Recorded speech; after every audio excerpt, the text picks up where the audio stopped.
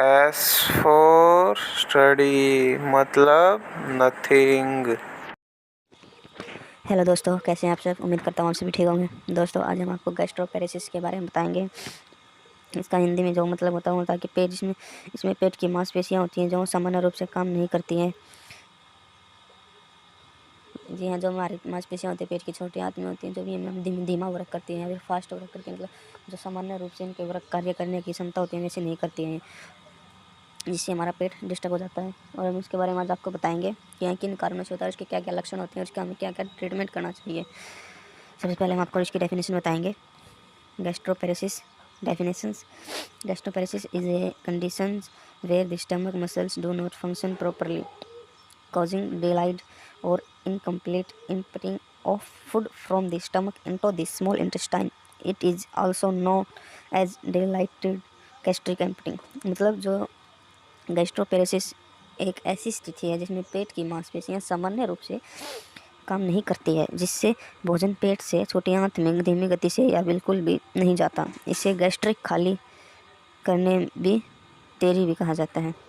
तो इसको हम कभी हिंदी में इसको गैस्ट्रिक खाली करने में देरी भी बोलते हैं, क्योंकि अगर हमारा जो डाइजेस्टिव सिस्टम है वह धीमे काम करेगा तो स्लो काम करेगा तो वह टाइम से खाली नहीं हो पाएगा स्टमक हमारा। तो इसलिए इसको हम गैस्ट्रिक खाली करने में देरी भी बोलते हैं। तो इसके बाद हमारे यहाँ सिम्टम्स ऑफ गैस्ट्रोपेरेसिस। नंबर 1 है feeling full quickly after eating, मतलब जल्दी पेट भर जाना और भोजन के तुरंत बाद भूख लगना, या फिर भोजन के तुरंत बाद खाली खाली पेट करने भाग जाना, फ्रेश होने के लिए भाग जाना। नंबर 2 है नोजिया एंड वोमिटिंग, मतलब और उल्टी का महसूस होना। नंबर 3 है ब्लोटिंग, पेट में सूजन आना मतलब ब्लोटिंग मतलब जैसे पेट में कई बार अफारा जैसा नहीं बन जाता, अफारा बोलते हैं जिसको हम हिंदी में, या फिर बदहजमी बोलते हैं। और खट्टे खट्टे डकार आना, उसमें होता है ब्लोटिंग। नंबर 4 है इंडाइजेशन, भोजन का न पचना। नंबर 5 है loss of appetite and unintended weight loss, मतलब अनटेंड बिना चाहे, मतलब भूख न लगना और वजन में भी कमी होना एक इसका सिम्टम्स है। नंबर 6 है एब्डोमिनल डिस्कम्फर्ट और पेन, पेट में असुविधा और दर्द होना। नंबर 7 है हार्टबर्न और एसिड रिफ्लक्स, मतलब पेट में जलन या भारीपन महसूस होना भी इसका एक सिम्टम्स है। इसके बाद आते हैं कॉजेज ऑफ गैस्ट्रोपेरेसिस, मतलब इसके क्या क्या कारण होते हैं यह होने के। नंबर 1 है diabetes, high blood sugar cane damage the wags nerve which control stomach muscles. जो शुगर होती है, हाई ब्लड शुगर से पेट की नसें कमज़ोर हो सकती हैं, जिससे गैस्ट्रोपेरेसिस हो सकता है। नंबर 2 है surgery, nerve damage after abdominal और इंटरनल सर्जरी, मतलब अगर पेट या आंतों की सर्जरी के बाद भी किसी के पेट या आंतों की सर्जरी हुई है तो उसके बाद भी हमारी मसल्स कम काम करती हैं, धीरे धीरे उसको अपने रूप में आने में टाइम लगता है, धीरे धीरे काम करना शुरू करती हैं, वह धीरे धीरे अपनी पावर को, अपनी स्ट्रेंथ को, अपनी स्पीड को बढ़ाती हैं, तो वह अपने काफ़ी टाइम लगता है उसको वापस अपने जैसा होने में, पहले जैसा होने में। तो इसलिए सर्जरी भी एक रीज़न हो सकता है, एक कारण हो सकता है पेट की मांसपेशियों का अच्छे से काम न करना।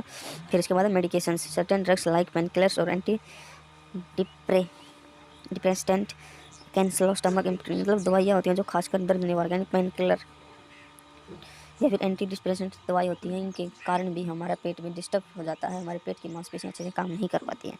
नंबर 4 पर आता है हमारा nervous system disorder, conditions like pain Parkinson's disease और मल्टीपल स्क्लेरोसिस, मतलब जो तंत्र की बीमारियाँ होती हैं पार्किंसंस या मल्टीपल स्क्लेरोसिस बीमारी के कारण वो भी हो सकती है, हमारे पेट उससे भी डिस्टर्ब हो सकता है। नंबर 5 पे आता है हमारा अननोन रीजन, मतलब अज्ञात रीजन, अज्ञात कारण है। ये भी हो सकते हैं कि in many cases this extract causes in is not identified, कई मामलों में सटीक कारण का पता नहीं चलता, इसलिए इसे कई मामलों में जो डॉक्टर्स लोग होते हैं, कई मामलों में हमारा जो एग्जैक्ट रीज़न होता है उसका पता नहीं चलता, और उसकी वजह से भी हमें कई बार पेट डिस्टर्ब हो जाता है, पेट में खराबी आ जाती है, हमारा खाना पीना अच्छे से पच नहीं सकता, मांसपेशियाँ अच्छे से काम नहीं करती, तो उसके कारण क्या हो सकता है। इसका इलाज क्या क्या हो सकता है देखिए। नंबर 1 है डाइटरी चेंजेस, आहार में बदलाव करना चाहिए, नहीं eat smaller more frequent meals, छोटे छोटे हल्के भोजन लेना चाहिए। Include soft easy to digest food, हमें नरम और पचने में आसान चीज़ें खाना चाहिए। Consume more liquids rather than solid foods, अधिक तरल पदार्थ शामिल करने चाहिए हमें हमने खाने में, मतलब लिक्विड ज़्यादा लेना चाहिए। नंबर 2 मेडिसिन आती हैं, drugs to stimulate stomach muscles, मतलब पेट की मांसपेशियों को मजबूत करने वाली दवाएं खानी चाहिए, हमें दवाएं लेनी चाहिए जिससे हमारे पेट की मांसपेशियां होती हैं वो मजबूत रहें और अच्छे से कार्य करती रहें। Medicine to reduce nausea and vomiting, मतलब उल्टे को रोकने वाली दवाएं हमें लेनी चाहिए।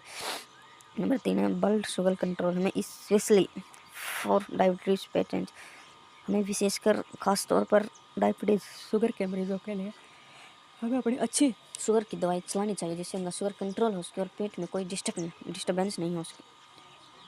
नंबर 4 है electrical stimulating to stimulating stomach nerves in severe cases, विद्युत उत्तेजना, गंभीर मामलों में पेट की नसों को उत्तेजित करने के लिए हमें विद्युत उत्तेजना का उपयोग करना है। ऐसी टैबलेट खानी जिससे हमारे पेट में करंट जैसा फील हो, हमारा मांसपेशियों को दोबारा से वापस अपनी फॉर्म में अपनी कार्य में प्रगति करने का अवसर मिले। फिर आता है सर्जरी इन एक्सटर्नल से कैसे सर्जिकल इंटरवेंशन में भी अब जब अन्य उपचार काम ना करें। तो इसके बाद आता है हमारा prevention of gastroparesis. Number 1 monitor blood sugar levels regularly specially for diabetic, नियमित भोजन और ब्लड शुगर की निगरानी हमें जरूरी रखनी चाहिए। नंबर 2 पे आता है हमारे क्या बचाव में, avoid spicy fatty and high fibre foods, हमें मसालेदार तली हुई और फाइबर से भरपूर चीज़ों से परहेज करना चाहिए। नंबर 3 पे आता है follow medical advice and maintain a healthy lifestyle, हमें डॉक्टर की सलाह से उपचार और जीवन शैली में बदलाव करवाना चाहिए। फिर आता है हमारा home remedies of gastroparesis. Number 1 पर आती है मॉडिफाई योर डाइट, आहार में बदलाव करें, ईट स्मॉल मील्स, दिन भर में 4 से 6 छोटे छोटे भोजन करें। हमें दिन भर में ज़्यादा एक ही बार बैठ कर ज़्यादा नहीं खाना, हमें धीरे धीरे हमें दिन में अगर हम सुबह दोपहर को शाम को अपना खाना खाते हैं भोजन करते हैं तो हमें उसको दो उनको डिवाइड कर लेना चाहिए। हमें सुबह खा लेना चाहिए 8 बजे, उसके बाद 10 बजे खा लो, फिर 12 बजे खा लो, फिर 2 बजे खा लो, फिर 4 बजे खा लो, फिर 6 बजे खा लो। हमें धीरे धीरे मतलब उस टाइम पे हमें ज़्यादा नहीं खाना, मतलब ऐसा ही खाना कि वो जल्दी जल्दी पचता रहे और हम और खाते रहें, जिससे हमारी मांसपेशियाँ होती हैं पेट की वो अपना वर्क करती रहें और उनकी भी स्पीड बढ़ती रहेगी। फिर उसके बाद आता है चूज़ इजीली डाइजेस्टेबल फूड, आसानी से पचने वाले भोजन हमें करने चाहिए। यही बात आ गई जो मैंने बताया था, आसानी से पचने वाला भोजन हमें करना चाहिए। हमें ऐसा भोजन नहीं करना चाहिए जो हम खा लिया और कई घंटों तक पेट में पड़ा रहा हो और उसके बाद हमने और भी खा लिया, ऐसा नहीं करना चाहिए। हमें आसानी से पचने वाला भोजन ही खाना चाहिए। इसके हाइड्रेट हमें पर्याप्त मात्रा में पानी पीना चाहिए। इसके बाद ginger can help improve digestion and reduce nausea, अदरक पाचन में सुधार करता है और मूत्रली को कम करता है। एप्पल साइडर वेंजियर, मतलब सेब का सिरका, में aid in digestion and reduce bloating, यह पाचन को बेहतर करता है और सूजन को कम करता है। सेब का सिरका उत्पादन में बहुत लाभदायक है। Exercise after meals, light activities like walking for 15 से 20 minute after eating can stimulating digestion and prevent bloating, भोजन के बाद गतिविधि करना, भोजन के बाद हमें 15 से 20 मिनट तक हल्की सैर करनी चाहिए, हल्की वॉकिंग करनी चाहिए, यह पाचन प्रक्रिया को तेज करता है और सूजन को रोकता है। Chew food thoroughly, take your time while eating and chew food well to make it easier for your stomach to process, भोजन को अच्छी तरह से चबाना, धीरे धीरे खाएं और भोजन को अच्छी तरह चबाएं ताकि पेट को उसे पचाने में आसानी हो सके। नंबर 6 आता है probiotic help improvement good health and digestion, probiotics होती हैं जो हमारी यहाँ हाथों के स्वास्थ्य को सुधारता है, हमें देना चाहिए काढ़ा। 1-2 हमें प्रोबायोटिक टैबलेट भी देनी चाहिए, प्रोबायोटिक या प्री प्रोबायोटिक में हमें देनी चाहिए जिससे हमारे पेट की कंडीशन होती है जो हमारे हाथों के स्वास्थ्य को सुधारता है, प्रोबायोटिक। फिर नंबर 7 पर है अवॉइड ट्रिगर फूड्स, लिमिट और avoid high fat high fibre spicy meal foods that can worsen symptoms, trigger food से बचें, वसायुक्त फाइबर युक्त या मसालेदार भोजन से परहेज करें जो लक्षणों को बढ़ा सकते हैं।